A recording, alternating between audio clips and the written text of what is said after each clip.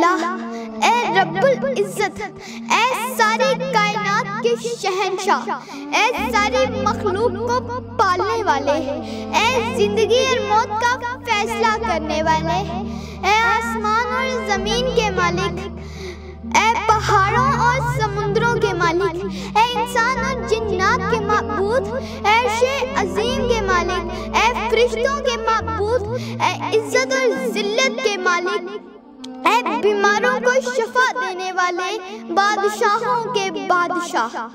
या अल्लाह, हम तेरे गुनाहगार बंदे, हम तेरे खुदाकार बंदे, हम तेरे आजिज़ बंदे तेरी पाकी बयान करते हैं और तेरे आगे दुआ के लिए हाथ फैलाते हैं।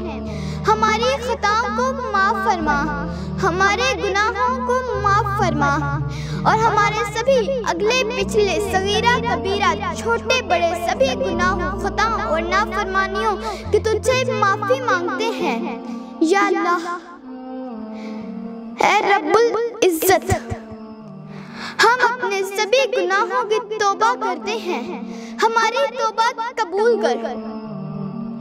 या अल्लाह, मेरे मुल्क पाकिस्तान की खैर फरमा और हम सब मुसलमानों को कोरोना वबा से बचा और जो हम सब के अजीज वफात पा गए उन्हें जन्नत में आला मुकाम नसीब फरमा और उनके सभी गुनाहों को माफ फरमा।